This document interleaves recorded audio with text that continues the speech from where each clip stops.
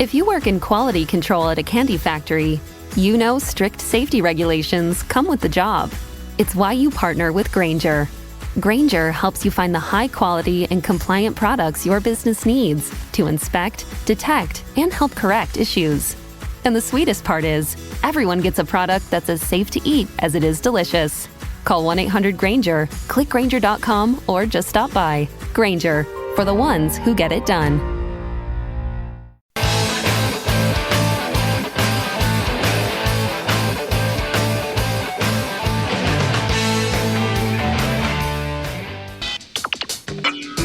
You are about to listen to the Dr. Daliah Show. Sassy, stimulating medical talk radio. Any medical advice Dr. Daliah Wax gives on her show should not be substituted for an actual visit to your medical provider. And now, here's Dr. Daliah.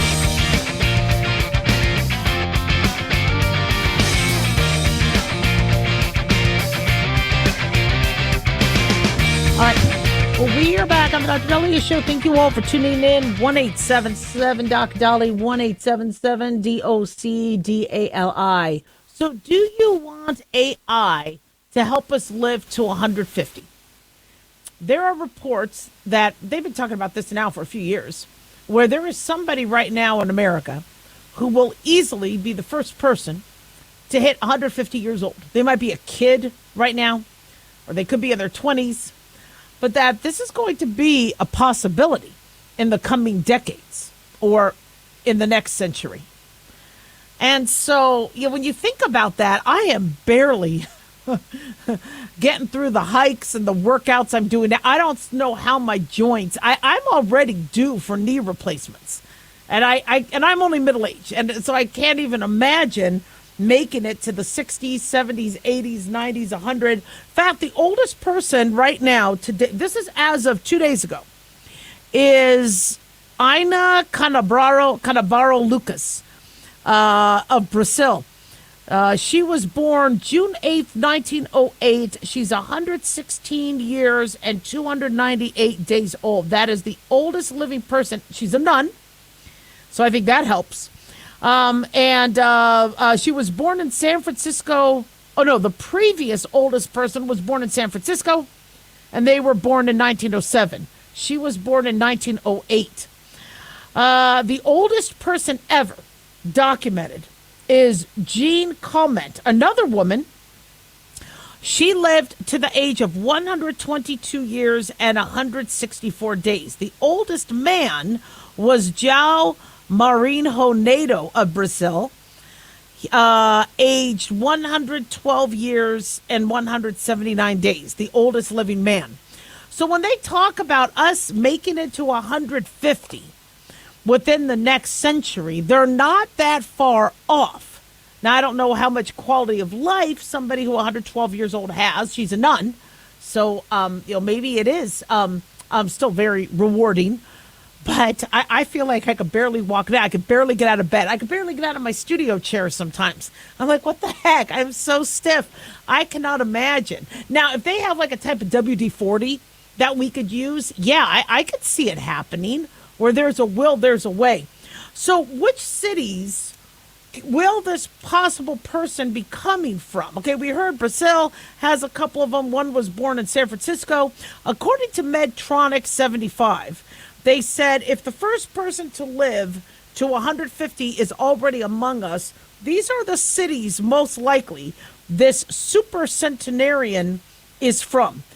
They say the most likely city would be Washington, D.C. Really? Next is San Francisco, California. Next is Bridgeport, Connecticut. Then Boston, Massachusetts. Boston. Seattle, Washington. Madison, Wisconsin. Honolulu, Hawaii. Honolulu, I get. That's just beautiful. Portland, Oregon. I mean, they're all beautiful. It's just Hawaii. You get a lot of fish. You get a lot of sun. There's a lot of outdoors things. So that makes sense. Portland, Oregon, Denver, Colorado, and Raleigh, North Carolina. So they look at things that will help you live a longer life, your social connections, smoking rates. So apparently fewer people smoke in D.C. Obesity, physical activity, diet, Of course, females are most likely, they say the first person to reach 150 will probably be a female. And then and you men are like, yeah, it's funny. Women outlive men. We think from it. Why is it? Okay, and I know the stereotype or the reputation is women drive men crazy. I remember my father saying, your mom's just being married to your mom is killing me. And he actually died young. He only died 62. I don't blame my mom.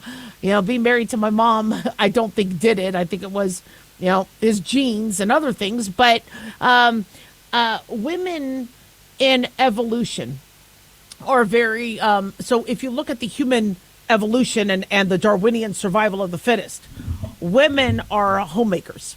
And when somebody becomes a grandma, they end up, or a great grandma, they end up taking on a nurturing role to help mom. So now you have double the resources to help that baby grow and thrive. A lot of the men will maybe still go and hunt and fish, etc.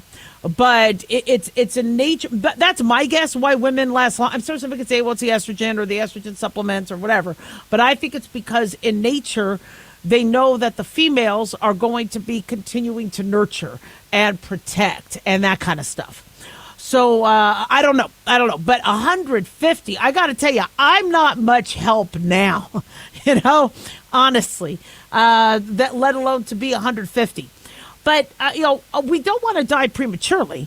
People say, well, I don't want to live past 80. I might want to. I mean, look, Nancy Pelosi's doing pretty well age 80. I mean, Trump, I think, is going to be doing well over 80. I think, 80 isn't what it used to be. For Joe Biden, not that good. But for some people, I think you could, do well in your 80s, do well in your 90s. I see a lot of people in their 90s. I think Clint Eastwood is in his 90s. So I think you could. I think we are going to get there.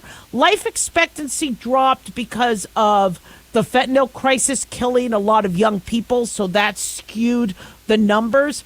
But we are seeing more people live well into their 70s, their 80s, their 90s. And then it wouldn't be that much of a surprise to see people live until their hundreds. So do I think we're going to have a person that lives up to 150?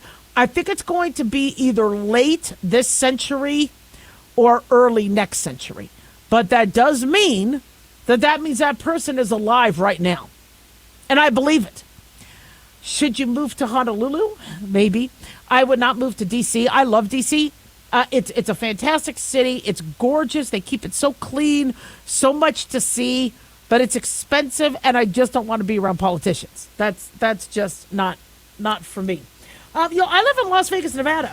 I think Las Vegas, Nevada deserves to be on this list. I understand the smoking might skew it because there's people that come in here and smoke, but we got nature, we got sun, we got a lot of fresh air, a lot of trails, and community.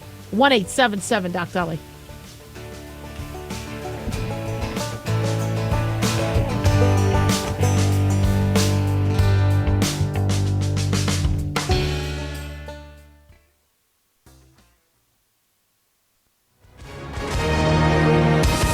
Hi, everyone. If you've been injured in an accident and think you deserve compensation, listen up. We have legal professionals standing by right now to answer your questions for free. They'll tell you if you have a case and how much it's potentially worth. Call 800-710-5100. I'm here with spokesman John Wolf. So, John, tell our listeners who should call right now. Well, Maria, first off, thank you for having me join you to answer the listeners' questions. Now, as far as who should call in, anyone who's been injured in an accident and think you deserve compensation, give us a call right now and find out how much your case is potentially worth. Call 800-710-5100. Thanks, John. You heard it, folks. If you think you deserve compensation, call now to find out how much you qualify for. 800-710-5100. Advertisement sponsored by Legal Help Center. May not be available in all states.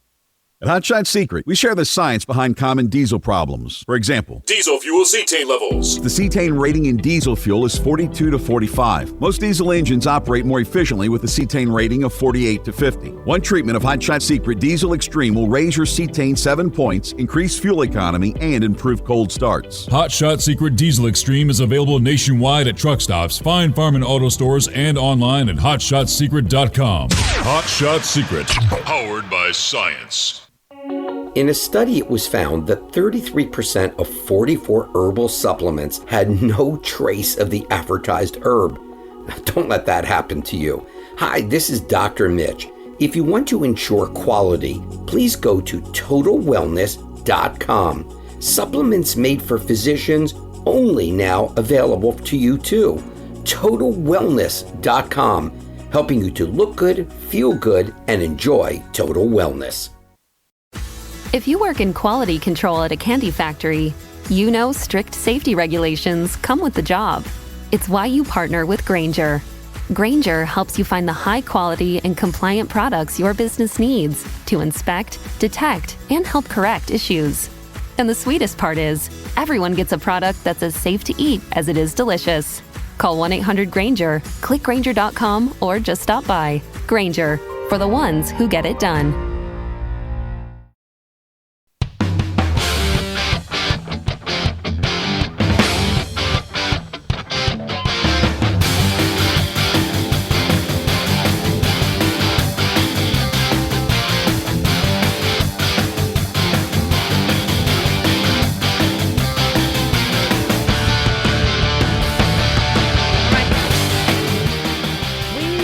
On the Dr. Daliah Show. Thank you all for tuning in. 1-877 Dr. Dali, 1-877 DOCDALI. Big thanks to Talk Media Network for making the show happen. Big thanks to Daniel, our producer. Big thanks to you all for tuning in. We really do appreciate it. Don't forget to follow us on X or Twitter at Dr. Daliah, Facebook, The Dr. Daliah Show, and on YouTube, click like and subscribe.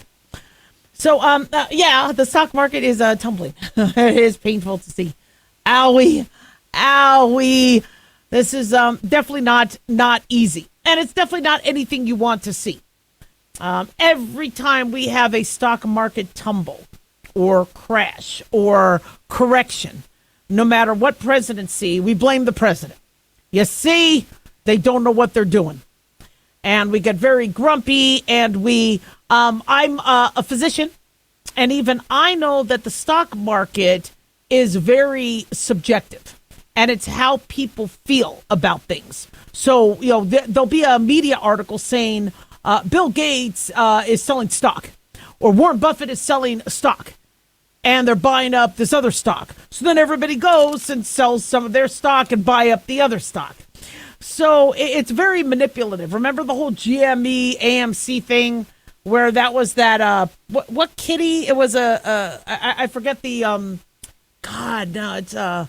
It was somebody with a kitty name as his handle for Twitter would basically post a picture or a meme, and that would be a sign to start buying up the GME stock. And it worked. So I think the stock market is very highly manipulative. And I think it is a testament to people's panic, to people's lack of trust, or to people's wanting to get whatever money they got with the artificial. I mean, I got to tell you, the last year or two with Biden, boy, NVIDIA, that was nice. How those stocks went up. But was that realistic? Was that sustainable? Maybe it is. NVIDIA is going to be very, very active, in terms of where we move next with AI tech, et cetera. So I'm not selling my NVIDIA stock yet, and since it's split, now it's at a lower price point, so it's easier to manage. But it's the psychology of the consumer that can make or break us. And so the whole concept of the tariffs is Trump goes, look, it's time for us to wake up. Vietnam is charging us 90% on the things we're buying from Vietnam. 90% on top of that, on top of the price, a 90% tariff. All these other countries, that China, I think China was 60 something. And he goes, look, you charge us a tariff, we will too. Why not? And it wasn't as reciprocal as we thought it would be, because he said if he turned around and charged China 65 or Vietnam 90, that could really be catastrophic for these countries. So if we treated them at the way they treated us, they can really struggle. So instead, they go, look, we're going to tariff you, but to a smaller percentage than what you're doing to us. And when you saw the breakdown, to me, it seemed logical. Now, I know some people are like, well, did it have to happen now? Because now the stock markets are dropping and all that. Well, it had to happen now, because if it takes a year to get these companies to commit to making in America. I think a lot of our Nikes come from Vietnam. Now, I don't necessarily buy Nike because I use, oh my God, what is my brand shoe? I don't know if they're Rockfords.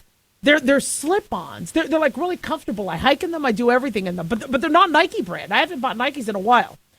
So, if you buy a certain brand and that's the only brand you like and it's only made in another country, I don't understand, why aren't we making them here?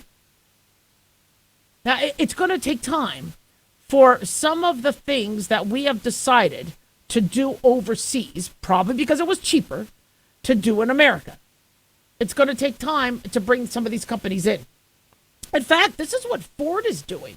Ford is going to sell cars for the next 2 months at the employee discounted rate. So below dealer invoice. So not all prices are going up. Some of these companies are like, we're going to sell stuff to you cheaper. Come to us. So these companies can dip into their profits. Now, yes, the most common thinking is they're going to just raise their prices. But already things are expensive. I see what Trump is doing. He's playing chicken. And he is going to win. Because if these countries want us to keep buying their stuff, then they're going to have to still make them price palatable. It's still going to have to be attractive. And if it's not, I am blown away at how here we are buying so many things from China on Amazon. And you remember we were there, God, this was like, what, 10, 15 years ago?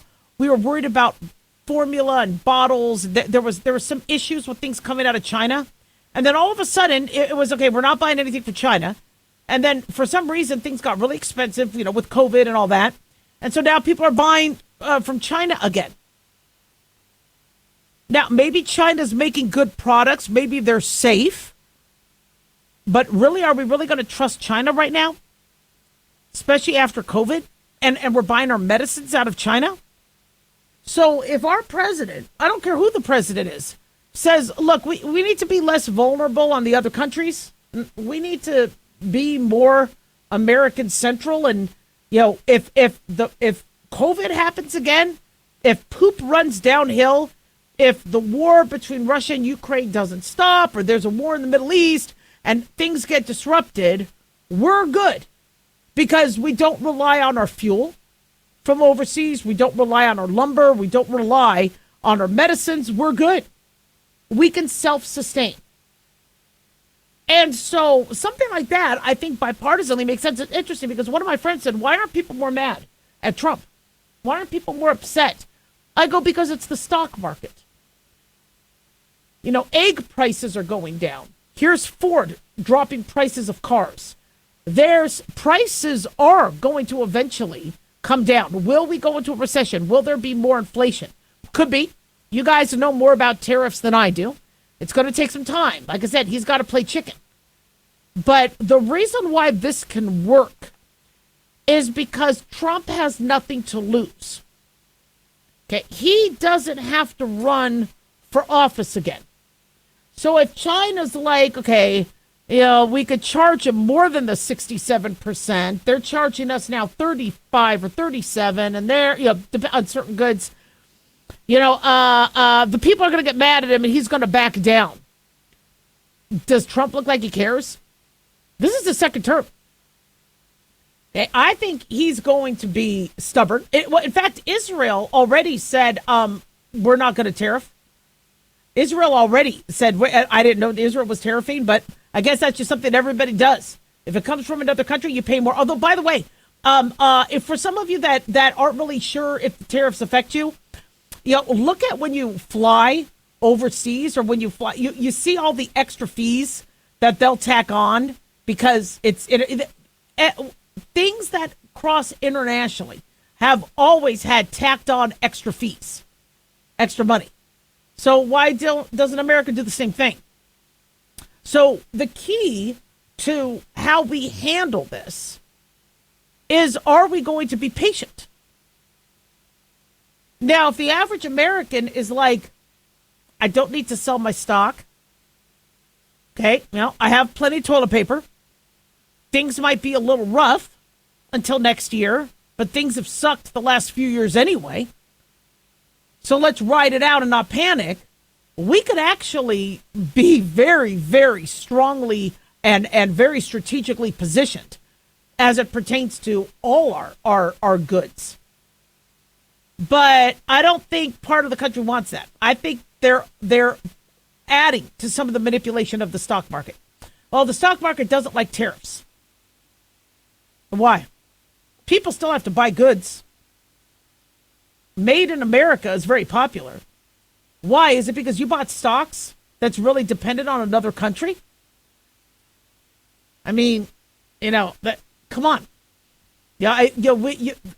Think about when you do buy a stock, what you're buying it in. I have, some, I bought Boeing when it dropped, because I'm like, okay, I'll buy low. I like to buy low. I bought, of course, Pfizer I had bought when I was in residency. So I bought that in the 90s. Things like that. And they go up and down.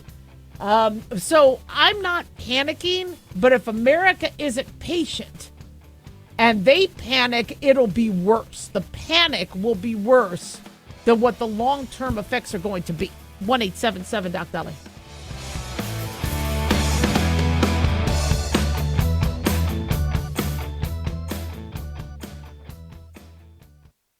Dr. Daliah here. Are you tired, burned out, gaining weight, succumbing to the daily pressures of life? Well, how's your dopamine doing? How you feel right now, how you'll feel an hour from now, and how you'll feel next week is completely reliant on your dopamine.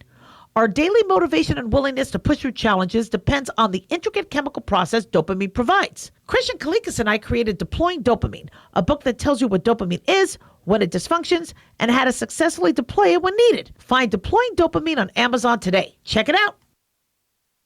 Lisa Wolf here to tell you about our newest website for old-time radio lovers. It's 100radioshows.com. At this site, there are 5 old-time radio shows waiting for you to download free as our gift to you. And be sure to browse the additional 700 old-time radio shows available to you for 70% off by using the promo code RADIO at checkout. This is a limited-time offer, so log on to 100radioshows.com. That's 100radioshows.com.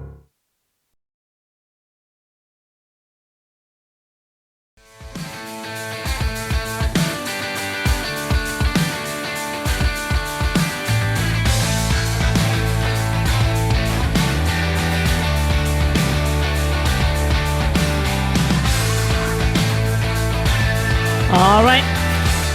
We are back on the Dr. Daliah Show. Thank you all for tuning in. 1-877-DOC-DALIAH, 1-877-DOC-DALI. So this is where I sound old-fashioned. I busted my butt when I was younger. Okay? I mean, I still bust my butt.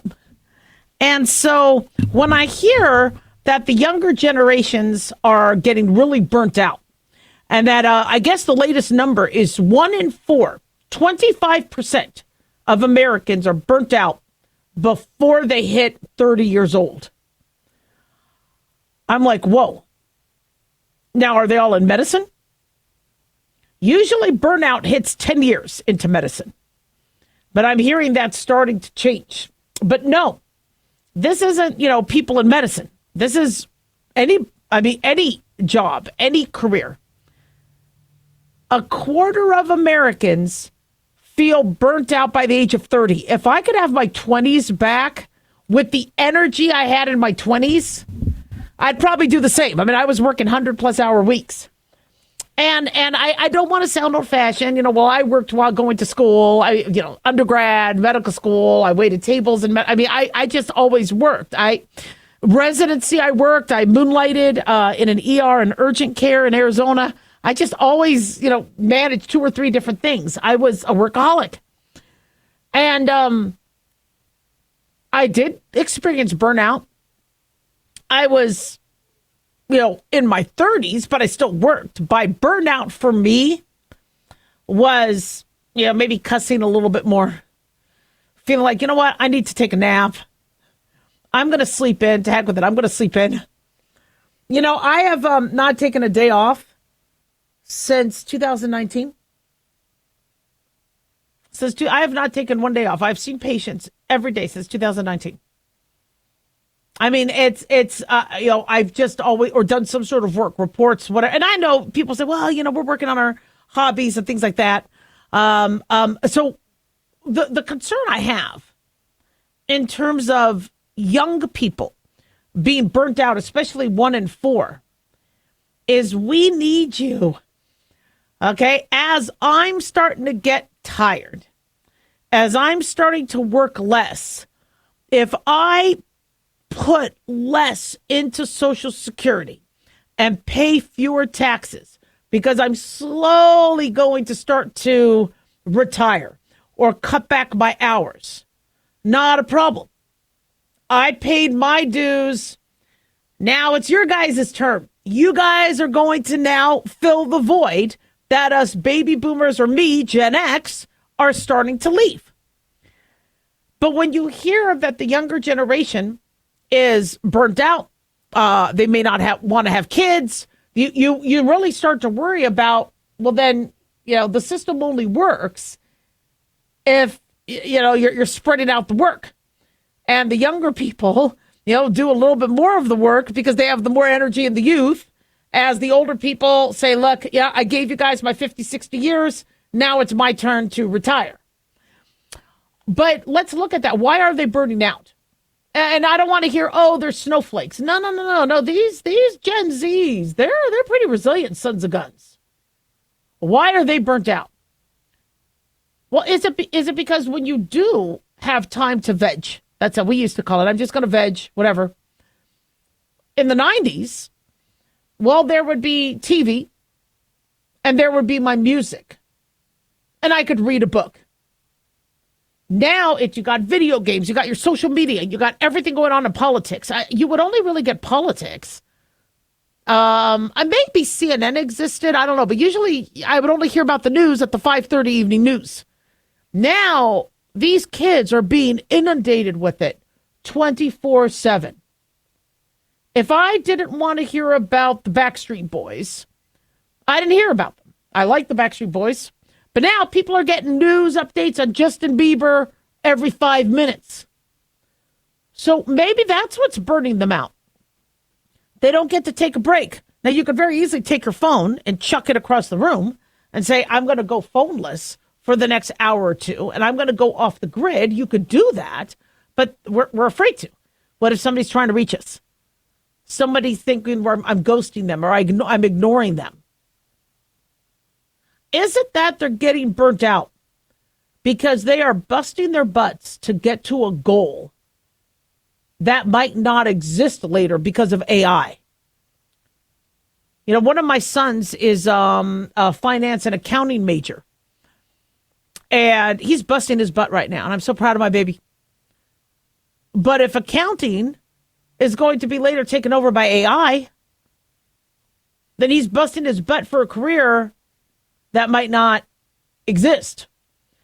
And, for me, going through medical school, I could see my future.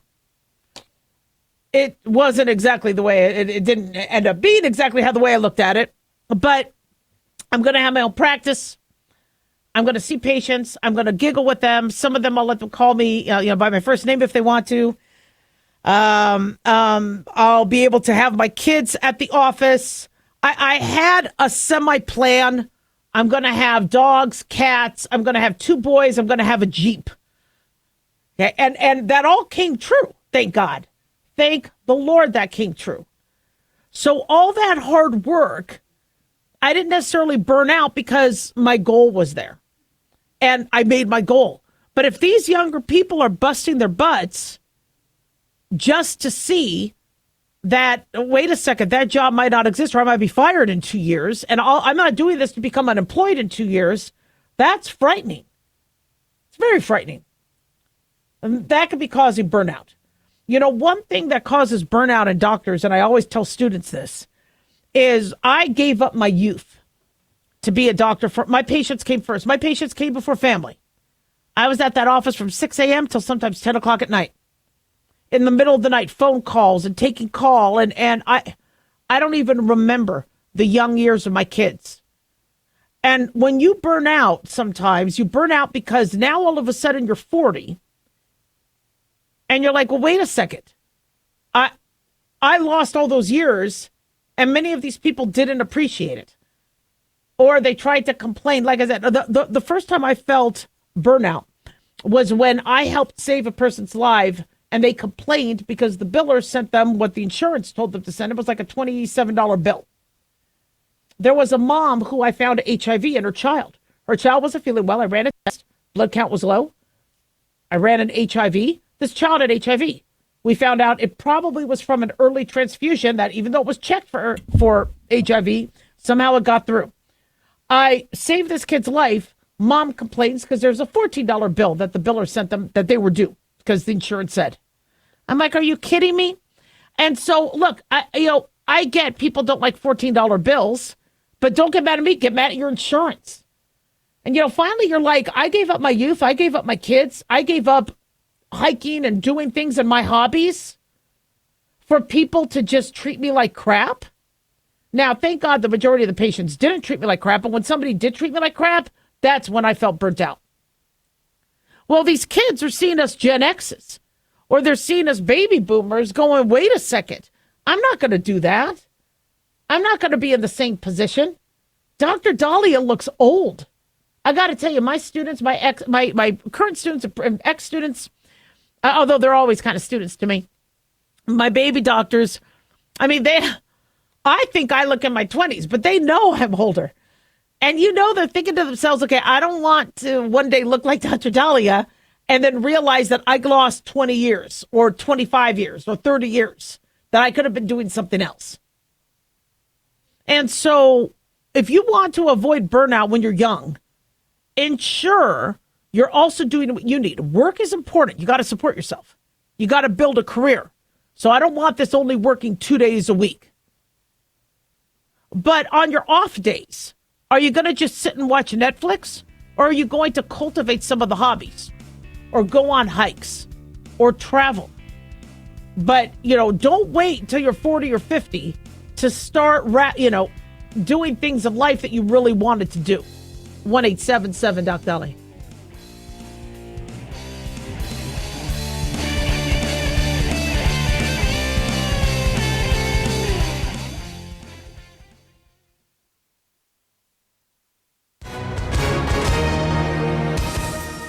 Hi, everyone. If you've been injured in an accident and think you deserve compensation, listen up. We have legal professionals standing by right now. They'll tell you if you have a case and how much it's potentially worth. Call 800-910-7500. That's 800-910-7500. Call now to find out how much your case could be worth. Advertisement sponsored by Legal Help Center. May not be available in all states. In a study, it was found that 33% of 44 herbal supplements had no trace of the advertised herb. Now, don't let that happen to you. Hi, this is Dr. Mitch. If you want to ensure quality, please go to TotalWellness.com. Supplements made for physicians only now available to you too. TotalWellness.com, helping you to look good, feel good, and enjoy total wellness. Self-reliance. It's not a phrase we hear much in our culture these days. It might conjure up images of pioneers, the West, rifles, strapping men, and strong women. But what does it mean for us in today's world? The New American Magazine has just released its latest collector's edition, Self-Reliance, Foundation of Freedom. In it, the New American authors outline the necessity of self-reliance for a free people, tips for self-reliant living, and the importance of not giving up hope. This unique edition includes articles on the self-sufficiency of the founders, preparing for a worst-case scenario, firearms, financial self-reliance, the importance of community, and many other topics by expert writers. Now, for a limited time, the New American is offering a bundle of 3 collector's editions: Self-Reliance, The Great Reset, and Trump World for just $19.95. Available at shopjbs.org. Visit shopjbs.org today.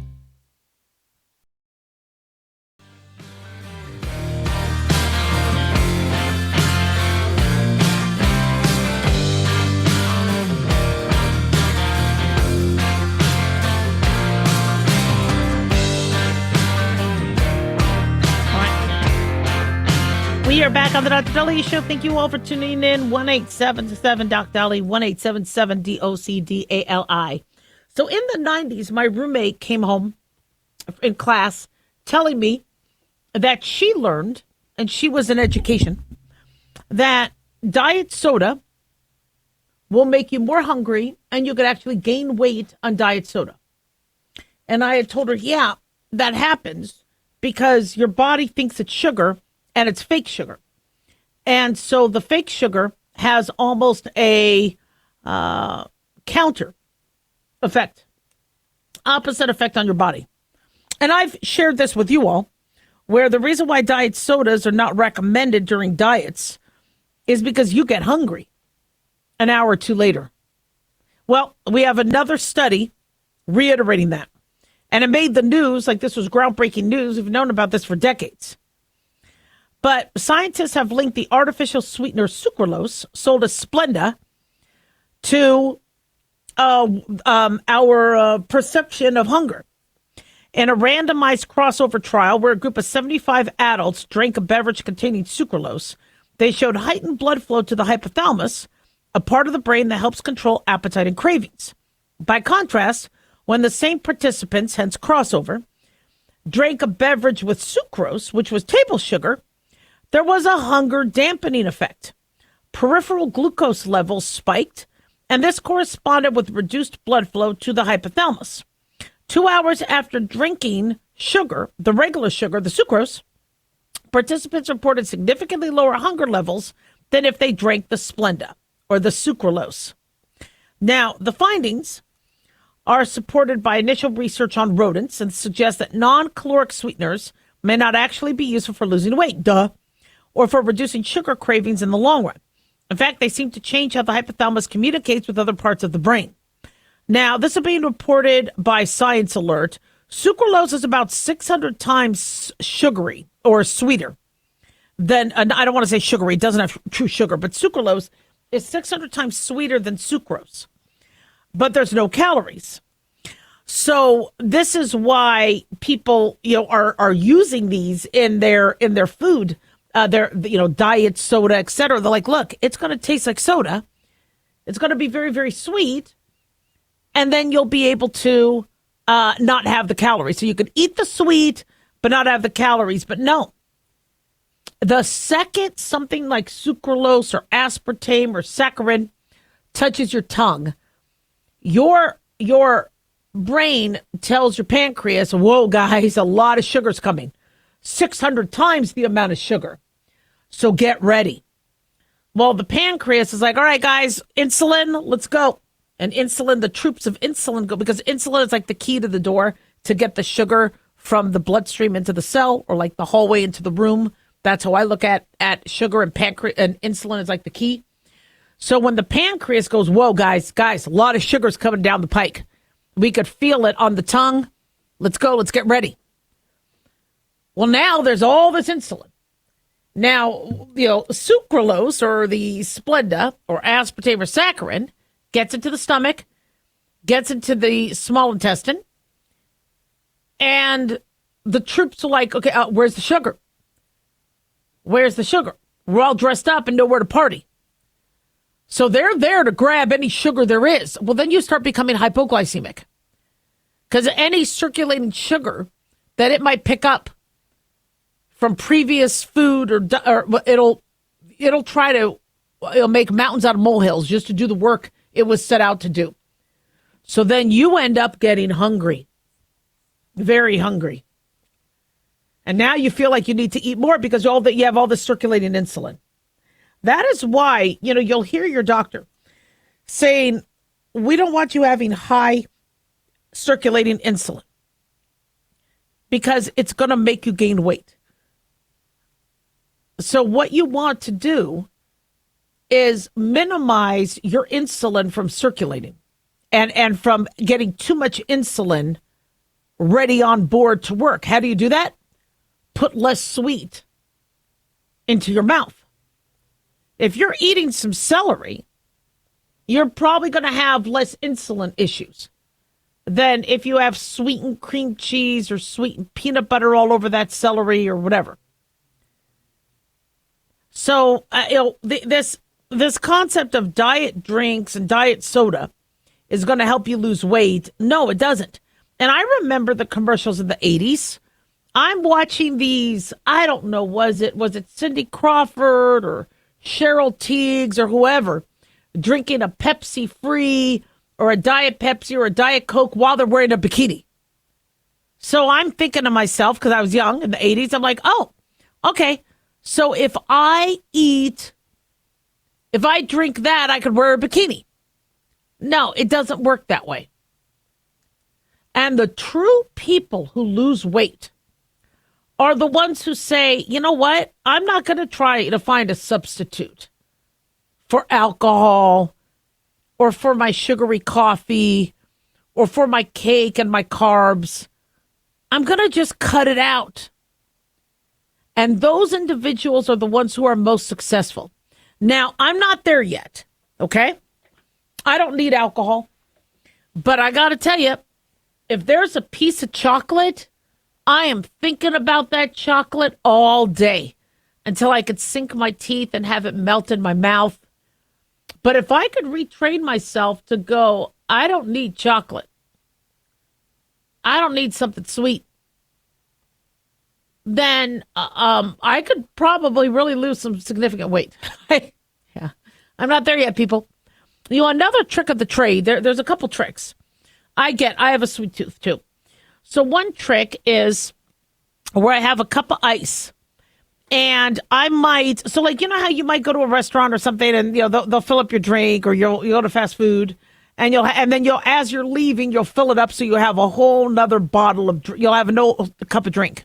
Sometimes what I do is I fill it up with ice and I just splash a touch bit of soda on it. And then I suck the ice. So my body thinks, oh, I already drank it all. And now I'm just dealing with the ice. And I just tricked myself into not having to drink a whole cup of drink. Soda water. My boys like these flavored soda waters. I don't like soda water or seltzer. I don't like it. But I got to tell you, if I feel like I need something bubbly or I feel like I need some soda and I don't want to be dealing with the artificial sweetener and the sugar, I'll use one of those. And it just gets that craving done. And so if you could convert things into non-sugary, non-artificial sweetener food, then, you'd probably do better. This recent trial included 75 participants between the ages of 18 and 35.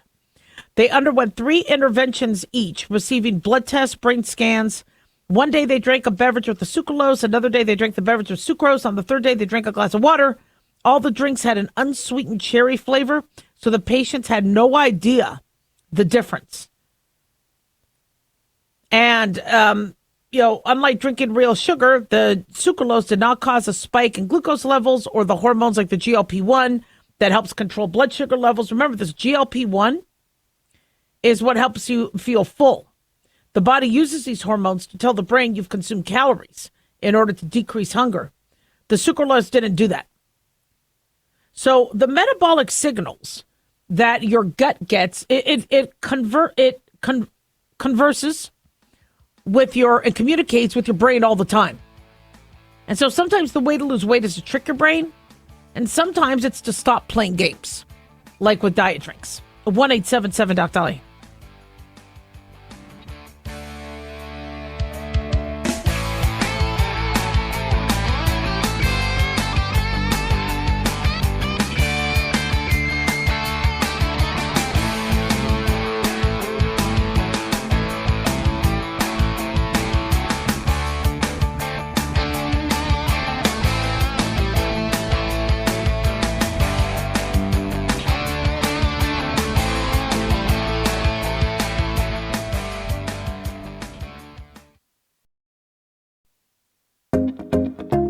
Did you know that healthy arteries make a gas?